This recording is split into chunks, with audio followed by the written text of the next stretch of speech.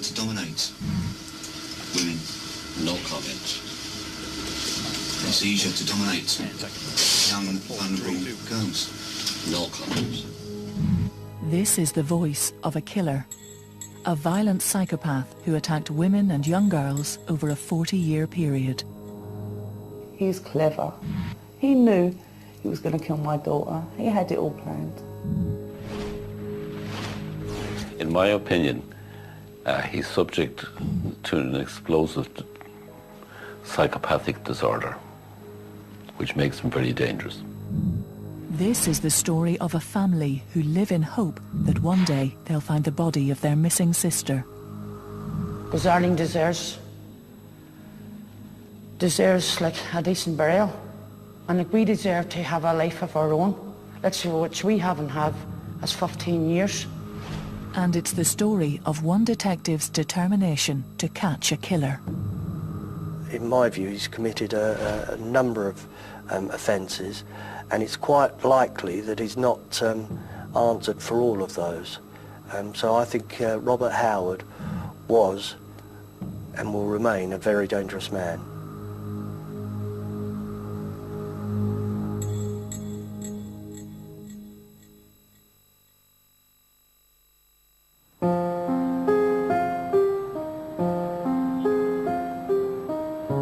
On a Saturday morning in April 2001, 14-year-old Hannah Williams left her home in Deptford in London to go to the local market. She was never seen again. She was very kind and loving and funny and loved music, dancing around, singing on her karaoke. And the amount of times we used to always go out together, looking in shops. Mum, can I have this? Mum, can I have that? That's it really. She's just 14-year-old. Hannah had been sexually abused by a former boyfriend of her mother's when she was a very young child. She was again described as a vulnerable child. She had learning difficulties, but she obviously was very much loved by her mother. She vanished, almost vanished into thin air. Nobody saw her leave the market, nobody saw her talking to anybody. It's as if one minute she was there, the next she's gone, and not to be found until, what, 11 months later.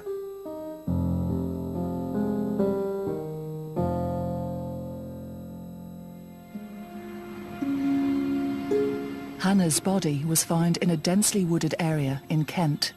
She had been murdered. A rope was found around her neck. Little were we to know then that, you know, I was going to be involved in a very complex inquiry.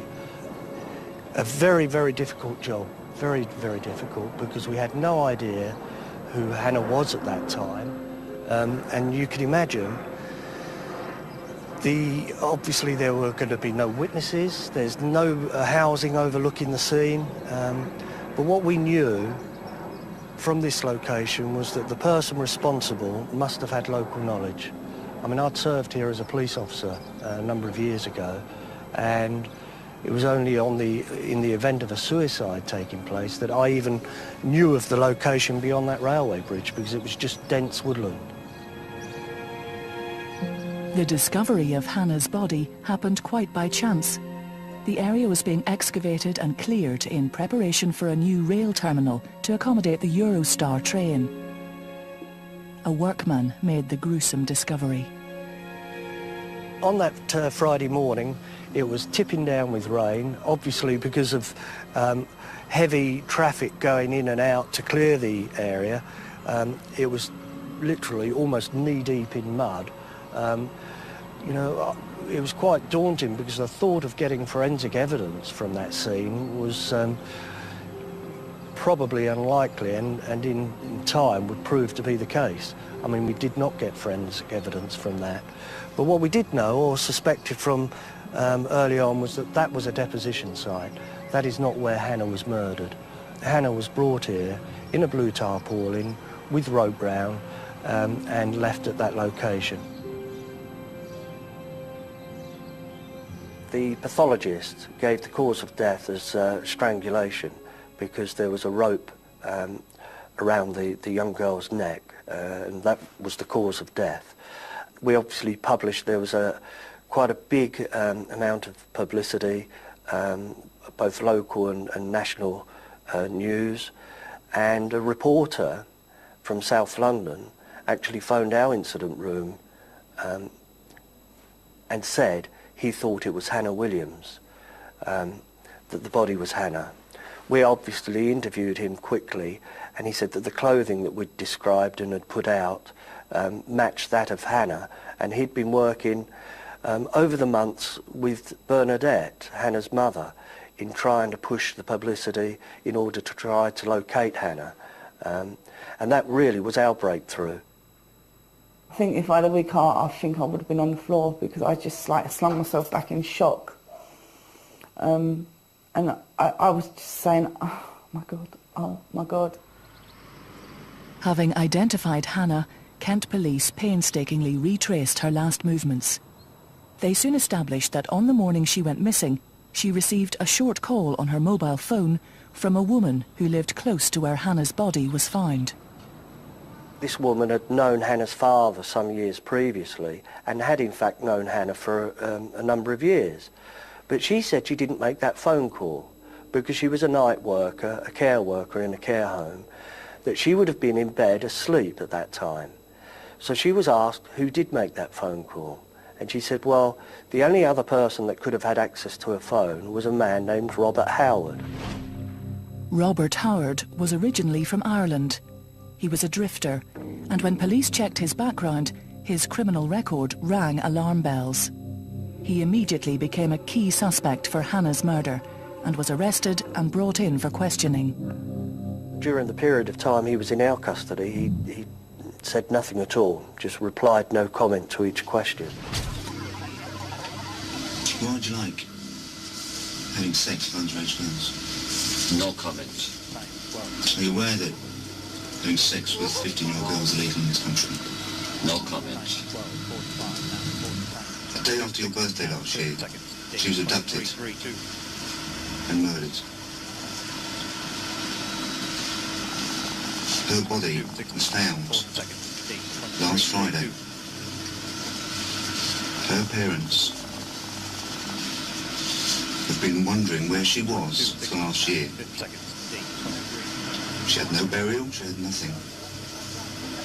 She was left there. That's what we're investigating. Do you understand the importance of that? No comment. How many times have you met Hannah? No comment. How many times have you met her at the Northfleet address? No comment. There still wasn't enough to charge Howard, and he was released. However, a search of his partner's flat and some diligent police work would uncover the crucial evidence needed. What we did locate of significance was a video showing Hannah Williams in Robert Howard's flat in South London on the 28th of February, so some 6 weeks before she'd gone missing. So now we could prove a connection between Robert Howard and Hannah. Quite often individuals who engage in serial damaging behaviours take trophies along the way, take mementos along the way, and make recordings of some description of their victims. So at some stage when they either are unable to reoffend, they can fill the gap, they can fill the need to be gratified in some way by watching a video such as this. So it's very, very important. The police had linked Howard to Hannah Williams. Now they needed to link him to the scene. While investigating Howard's movements in London, they spoke with a young girl who claimed Howard had indecently assaulted her. The same girl told how Robert Howard asked her to go swimming. He brought her to the Blue Lakes. She started getting undressed, saw Robert Howard looking at her, changed her mind and said she didn't want to go swimming. But crucially, from our point of view, we videoed her down here, and she pointed out to the railway tunnel and said Robert Howard asked her to go through there with him. And she said she looked through and it was dark and she thought it was quite scary, so she wouldn't go. But Robert Howard did. And he was, he'd gone through there and remained there for about 20 minutes. Now, with that evidence, we could show that not only did Robert Howard have local knowledge, but sometime after the disappearance of Hannah, he would have been within feet, yards, of where Hannah was later to be found. The ultimate form of power and control is death, and in that sort of scenario, the individual who has killed someone will have had his need totally assuaged. That, in his mind, will be a successful crime, and he will return again and again to the site of a successful crime, because essentially there lies the essence of his offending and the ultimate accolade of his offending. And he will draw strength in an extremely pervasive way by being able to visit the site of the death of an individual or where that individual's body has been disposed of. It's quite often a very powerful force and signifies ultimate control over the victim. Howard was rearrested and charged with Hannah's murder, but with no DNA evidence, police were initially unsure about their chances of gaining a conviction. However, in the course of his investigation, Colin Murray would uncover some disturbing details about his prime suspect that would prove crucial to the case. In October 2003, Robert Howard went on trial charged with the murder of South London teenager Hannah Williams. Prosecutors applied to use a new legal technique to introduce Howard's criminal past to the jury. It was called similar fact evidence, and as a result, the trial was to be one of the most unusual in British legal history. What you're actually looking for is the similarities between jobs, between crimes, and the less or the weaker the evidence, the stronger the similar fact evidence must be, almost akin to a fingerprint, really. But the technique was relatively untested, and doubts remained about securing a conviction. Obviously, we're never confident, anything can go wrong, but similar fact evidence hadn't been used in a murder, as I understand, before. It would be up to the trial judge to actually even agree whether that could be admitted. If it couldn't be admitted into court, how damaging would that be? So there were a lot of hurdles to overcome. In the end, the judge allowed the evidence to be introduced, evidence that was gathered by Kent Police's complex and thorough investigation into Robert Howard's life. During the trial, the true extent of Howard's criminal past was revealed.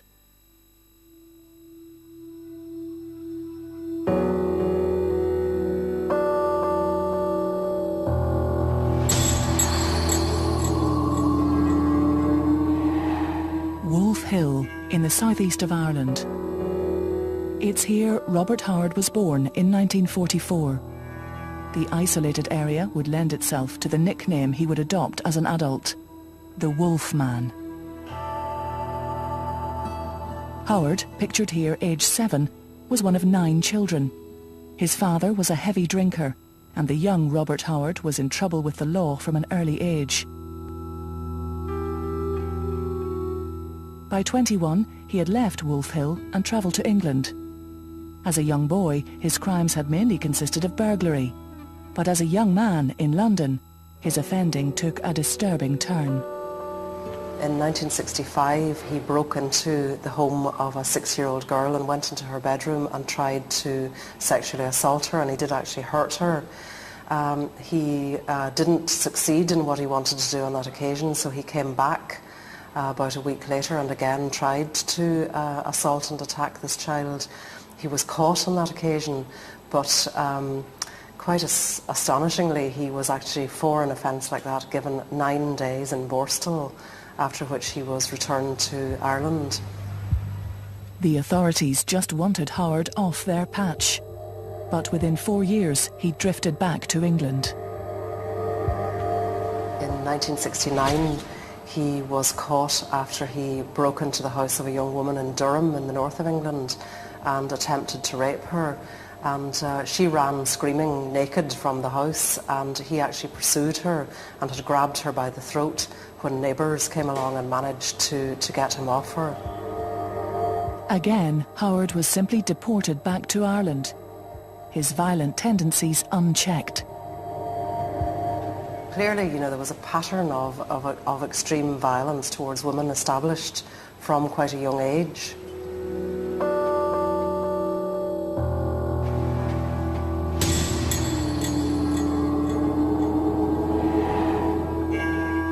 The coastal holiday town of Youghal in Ireland was a popular spot with tourists in the early 1970s.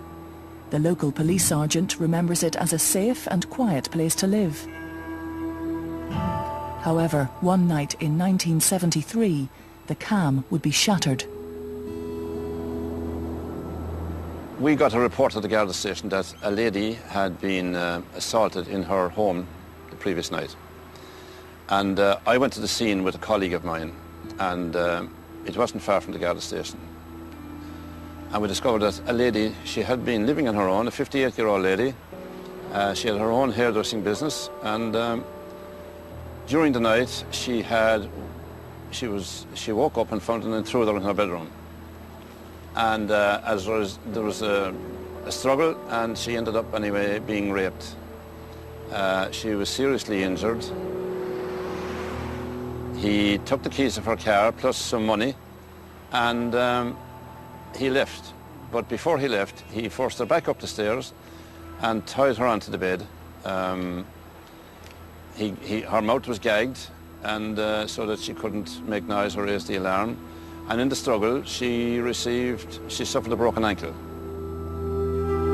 The ensuing manhunt led police to a guest house nearby. The owner said there was one guest who raised suspicions. During a search, the police discovered that the guest had been using a false identity and had checked in under the name Leslie Cahill. For the length of time he was in Youghal, he was known as Leslie Cahill. We subsequently discovered during the morning, and we found in his bedroom that his correct name was Robert Howard. We confirmed this with his description, and we discovered that this man, Robert Howard, had recently been deported from England after having committed a serious sexual offence over there. By concealing his real identity, Robert Howard had managed to gain a job and find somewhere to live without anyone knowing about his past. Now, with the police on his trail, he fled on a flight to Dublin, but police were waiting for him. We realised that we were dealing with a very dangerous man. I will always remember Robert Howard. He was a person that you wouldn't forget when you'd meet him. Howard was charged with rape and burglary, and while on remand in Limerick prison, he was assessed by a psychiatrist. I went down to Limerick and get shown to see him in a cell. And I meet one of the most courteous, polite people I've ever met in my life before or since. Now, my experience of people who are in prison and people who are usually chronically violent and are prone to this kind of thing, that they're crude and scary. This guy wasn't. In fact, I began to wonder, could I be seeing the wrong person, or should this guy be in prison at all? Howard confessed to his crimes, and he gave the psychiatrist an insight into the darkest side of his nature. I think he has two extremes in his personality. I think he has a very nice side and a very nasty side, an explosive, dangerous side. It fits in with personality disorder of a severe type, and because it's criminal, what you call sociopathic or psychopathic, yeah, it fits with that disorder. But to be fair, anybody who has ever studied or read anything about dangerousness, the most important thing is a history of dangerousness and aggressive and dangerous behaviour and assaults and hurting people. And this guy's history was full of it. Dr. Dunn's report to the court was unambiguous in his assessment of Robert Howard. he advised they lock him up for good. I would have said that he was, in all probability, a dangerous and explosive psychopath, and I would also say that in my whole lifetime practicing psychiatry, there would be very few people that I said that about, if indeed I said it about anybody else. But in the event, Howard was given 10 years in jail. He would serve just 7. By 1981, he was back on the streets.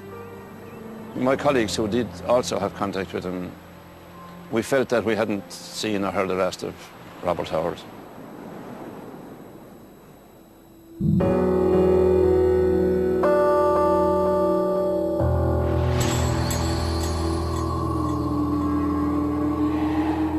The remote border village of Castledarg in Northern Ireland. Howard drifted into this village around 1990. No one here was aware of his past or how dangerous he was. In the intervening 9 years, he had been married briefly and spent some time in Dublin, but little else is known. When he moved here, he took up with a local woman, Pat Quinn. She had a teenage daughter called Donna, and Howard quickly became part of Donna's circle of young friends. Mr. Howard appears to have identified a type of vulnerable, impressionable individual who perhaps had a very dull life, who perhaps up until the point he came into their lives had a very unfulfilled life. And he would be aware of the deficits and deficiencies, not only in that person's life, but that person's character. And he would very, very quickly sweep in to fill the deficits and the deficiencies in that person's life. He set up home in a flat on Main Street. Gone was the old Howard pattern of impulsive burglaries and rape. Instead, he groomed youngsters, encouraging them to come here and party. Among them was a teenage runaway. He was nearly 50. She was just 16. Howard immediately, again showing the cunning which had been a pattern with him, spotted that she was a young girl, you know, who was without parents and wanting a kind paternal figure in her life, and he pretended to be that person. One night in 1993, Howard tricked the young girl into coming back to his flat. Her memories of what happened next become a bit hazy. She remembers having a very serious headache. She remembers him giving her pills, and the next thing she remembers is waking up the following morning naked in his bed, and that Howard was coming on to her, and she was horrified because that was not the way she saw him at all. And she tried to get away from him, and he said, "Oh, that's not the way you were last night," and proceeded to become very violent towards her. And basically he held her captive there for 3 days. At one stage he put a noose around her neck. She had strangulation marks around her neck. She was terrified for her life. And in fact, whenever she got an opportunity, she ran upstairs, and there was a room in the house where he kept caged birds, and she actually climbed out of the window in that room.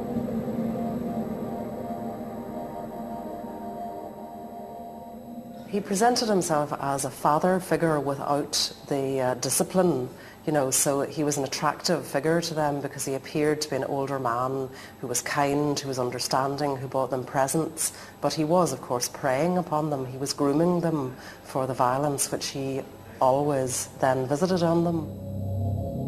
Howard was arrested and charged with rape. It was while he was out on bail that another teenage girl became the focus of a police inquiry. Arlene Arkinson had vanished and was last seen alone in the company of Robert Howard.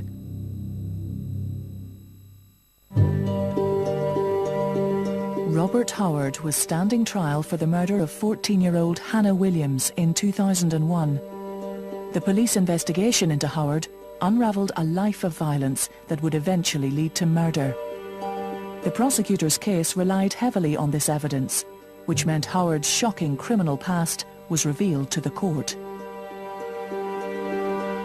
Arlene Arkinson was an average 15-year-old schoolgirl from the border town of Castledarg in Northern Ireland. You'd never a dull moment. If you were crying, she would have made you laugh. It was just funny when you look back at her. Always doing her hair now and her makeup, and always on the go, wasn't she? Aye, always on the go. She'd lost her mother at a very young age.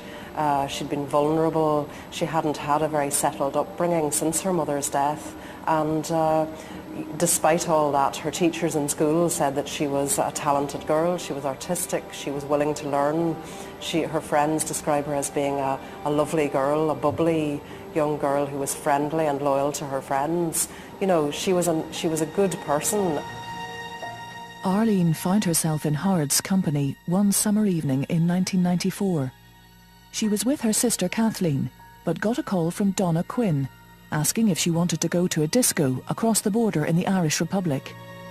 Donna called at the house for Arlene around 11 p.m. I says, where are you going? She says, we're going to Bindon. She says, Arlene, be back round too. Well, I says, there's an Irish pound, Arlene. Get yourself a bag of chips on the way home. And she says, Arlene kept looking away at me. And I looked and I says, you know, putting on a coat. She says, no. I said, well, summer's night. I said to Donna, to do her, who's all going? She says, me, Mammy, Sean and Bob. I says, right. And she says, we'll be back around 2 o'clock. I says, see you later. But Arlene never returned home. It has since emerged that everybody else got dropped off, and he then was last seen disappearing in his car with Arlene somewhere between Bundoran and Castlederg, which is very wild, mountainous, lonely countryside. And Arlene has never been seen alive again. As time passed, the Arkinsons became increasingly concerned about Arlene's whereabouts. Her sister made an appeal on local television. Definitely not like Arlene to be this long away. It'll be 2 months now on Saturday. Definitely not like her not to contact none of the family or just contact a friend or somebody. She's no clothes, no nothing wear. And she's only has new clothes bought. And like, definitely it's not like Arlene at all. Another of Arlene's sisters confronted Robert Howard at his home. She says, where's our Arlene? He says, I don't know. I don't know. He says, and he just shut the door in her face. And Mary says, they're lucky to give her, like... She swears that day she had a shiver. And remember she said to you then a week later, I'm telling you, she says, Arlene's dead. She's that boy there, looks, you know what I mean? What was wrong with him? That was just an airy feeling she had when she'd banged that door that day. Their fears of Howard's involvement in their sister's disappearance were deepened when they spoke to a friendly policeman. He says, do you realise who you're dealing with here? And I says, what are you on about? Like, I was only 20, what do I know? And I says, what are you on about? And he says, I would love to put his record out there now and show you his record. But I can't do that. Who you were dealing with? Who you're dealing with. He says, this is a bad, bad person. Yet when Howard told police he had dropped Arlene off in Castlederg and that he had seen her in the town the following day, they believed him. He had also broken the conditions of his bail by being out late and crossing the border that night. But it would be a full 6 weeks after Arlene's disappearance before he was arrested, and he was soon released without charge. It seems to me that Robert Howard was a very clever individual in that he targeted young women who he knew were not highly prized in society. He went to poor areas. He went to places where people who are not the most highly esteemed in society live. He preyed upon vulnerable women who were typically on their own with teenage children. He preyed upon those young girls, he flattered them, he made much of them. Arlene Arkinson was missing for 4 months, and Robert Howard was the prime suspect in a possible murder inquiry when he faced court for the attack a year earlier. But incredibly, the court agreed to a plea bargain. Charges of rape and buggery were dropped. In return, he admitted unlawful carnal knowledge, implying consent on the victim's part. The judge ordered a psychiatric assessment of Howard. He said that if the report was satisfactory, he'd be spared jail. Just like Dr. Dunn 20 years earlier, the psychiatrist was unequivocal in his report. It appeared to me that he had a need to dominate and to control individuals that were vulnerable and impressionable. And having regard to that, I took the view that until he had fully assuaged his needs, or until he was treated, he would continue on refining and engaging in the behaviour that he had engaged in to that point in time. Crucially, Dr. Bones wasn't told that a rope had been used in the attack on the young girl. It was a critical piece of information and would have clearly established Howard's pattern of offending. He had a need to make an impression on impressionable individuals, and he gained considerable gratification from that. That was the element of his power over the person, but he also had to have control over the person before he moved on to any form of sexual behaviour. And to have ultimate control and power over a person in that situation, you need to have the capacity to physically disable the individual. So thus the issue of the rope was very important. But Robert Howard walked free with a suspended sentence, and the judge told him to stay away from teenage girls. I was surprised because, as I've already mentioned, I felt that this individual fitted a profile of pervasive deviant needs that would continue if he was not checked, if he was not treated, if he was not closely monitored into the foreseeable future.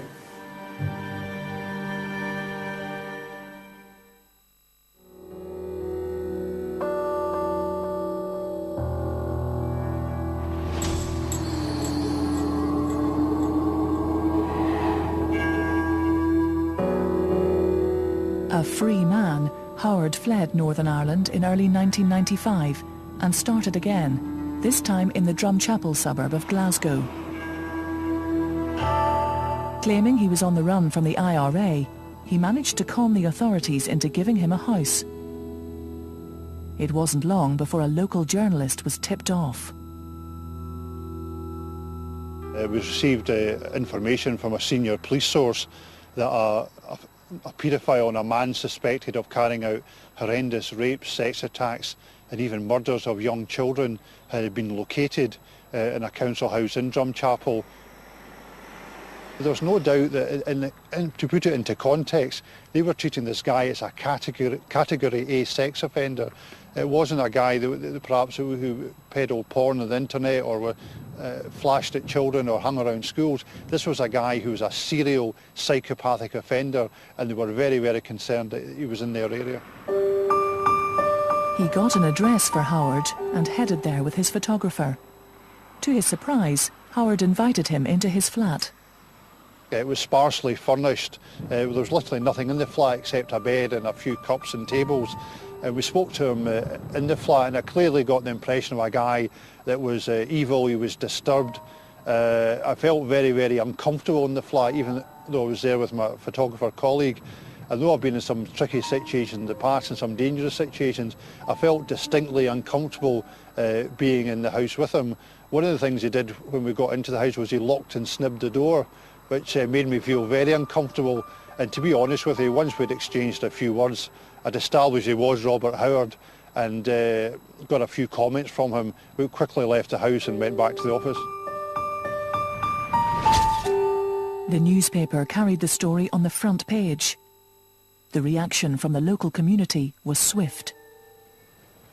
Within a couple of hours of the paper hitting the streets or hitting the supermarkets and shops, he was being threatened in his home by local residents who were obviously appalled that such an individual had been located in their community without their knowledge, and obviously somebody with such serious sexual history or history of sexual crimes. And the police were called to the house later that morning and removed him from the house for his own protection. Howard was on the run again. This time, he headed south. I've met quite a few criminals over the years of different types, organised criminal, the sex offenders, and people of different types and categories. But certainly I still get a chill when I think about the guy. It's probably the most uncomfortable I've ever felt in anybody's company.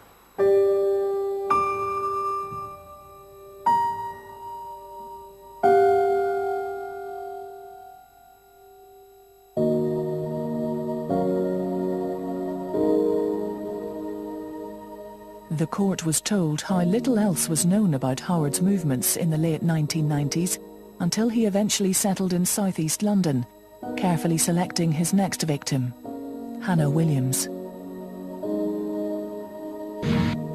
In fact, shortly after Howard was charged with killing Hannah, the police in Northern Ireland felt they had enough evidence to charge Howard with Arlene Arkinson's murder. It appeared as though the law was finally catching up with the Wolf Man.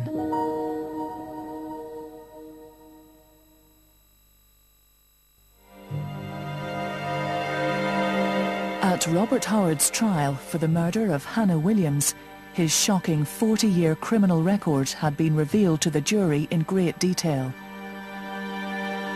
But he continued to protest his innocence and took to the stand to defend himself.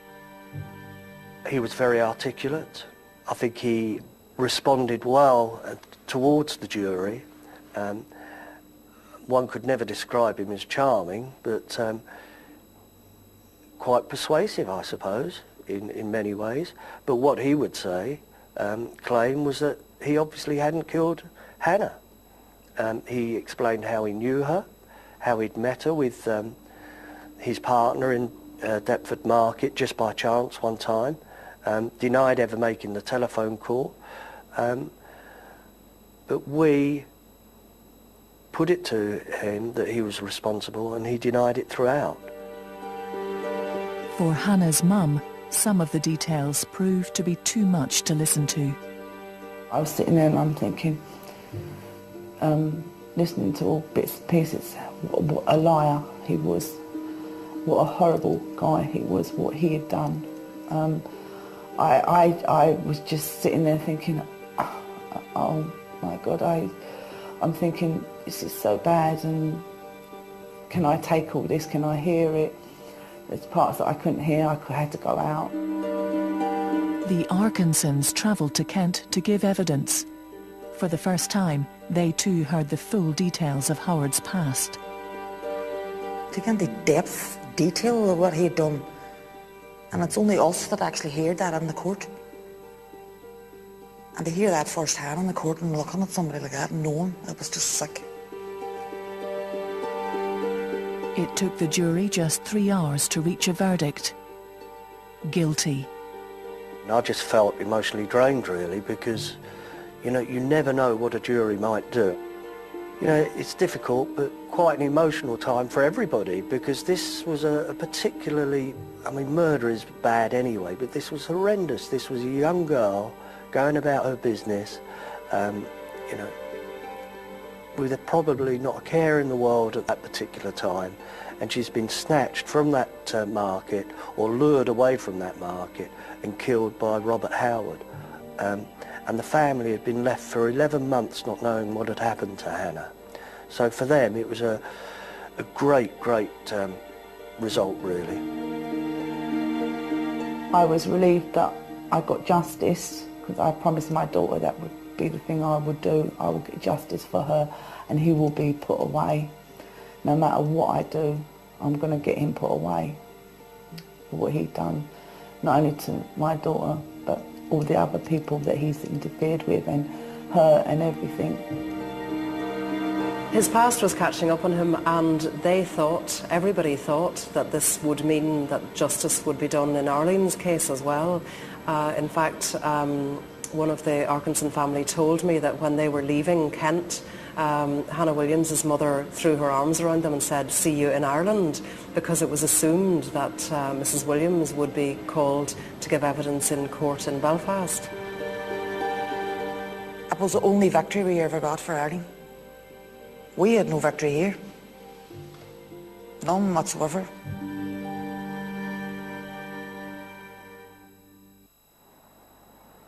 In the summer of 2005, Howard stood trial in Belfast for the murder of the missing Castledarg schoolgirl, Arlene Arkinson. However, the decision was taken not to apply for the introduction of similar fact evidence, the technique that had proven so successful at Howard's trial in Kent. That meant the jury had no idea of his 40-year criminal record, or that he was a convicted killer. It started on the 3rd of May and was over on the 29th of June, and the not guilty came in on the 27th of June. I never forget that date. Never the day of my life. Not guilty. Jesus, my legs nearly left me. I had pain in my life, but I never had pain like that. I still can't get over it. They're not guilty. That was a joke. And unfortunately, we're the ones that had to pick up the pieces. We were led up the garden path and just slapped in the teeth at the end of it. And no harm, that there is the worst sickening thing you can do to anybody.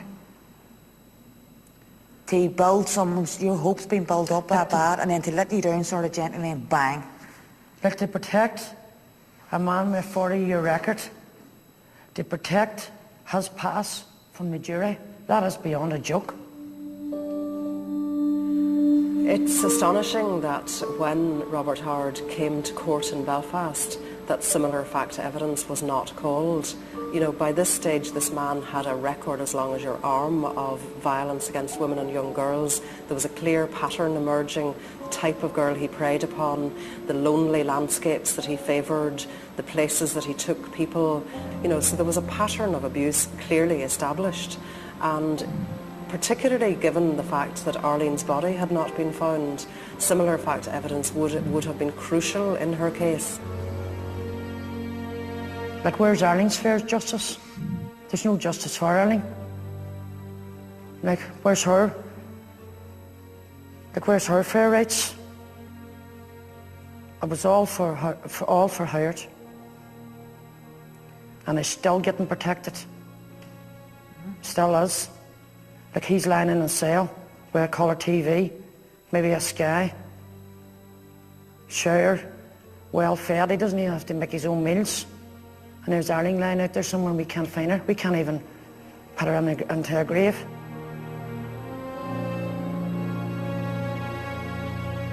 Robert Howard is currently serving life for the murder of Hannah Williams here in Frankland High Security Prison in Durham. At his trial, the judge said he may stipulate that life should mean life. In the event, though, he handed down a term of just 15 years. That news came as a shock to many. I'm like, no, this is like a nightmare, this can't be happening. I said, no, it's not going to happen. So I'm going to do something about it because he ain't going to get out. Oh, if he gets out, then he will offend again, and the justice hasn't, you know, been done. I mean, they can't let an evil person like that out on the street to maybe kill another young girl or interfere with a baby or whatever. They can't be doing that. Well, I was surprised because I was under the impression that he'd been sentenced to life meaning life and that he would never be released from prison. But you've told me that he's, and I've seen the judgment where the minimum period of time he's got to serve before parole can be considered is 15 years. But I have to say, with the record of Robert Howard, I'm not convinced a parole board would release him after 15 years anyway. At the end of 2008, the Arkinson family suffered further heartbreak when their father died. The family say he died of a broken heart. In April 2009, Arlene would have celebrated her 30th birthday. Instead, the only milestone reached is that she is missing for as long as she was alive. Her family continue to live in hope that one day they'll find her remains. It was my father's wishes to have Arlene home and give her a decent burial. Like, all we have is a wee stone sitting in Mummy's grave and her father's grave now. But we have to carry on and get justice for Arlene, because Arlene deserves like a decent burial, and like we deserve to have a life of our own, which we haven't had That's 15 years.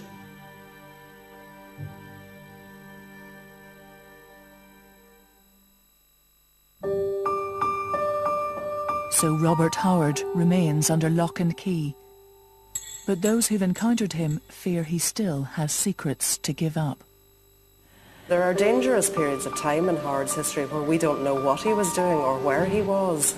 And there's certainly an argument to be made that in the cases of any young woman who disappeared during that time, that the police in all of the jurisdictions should be asking, where was Robert Howard at this time?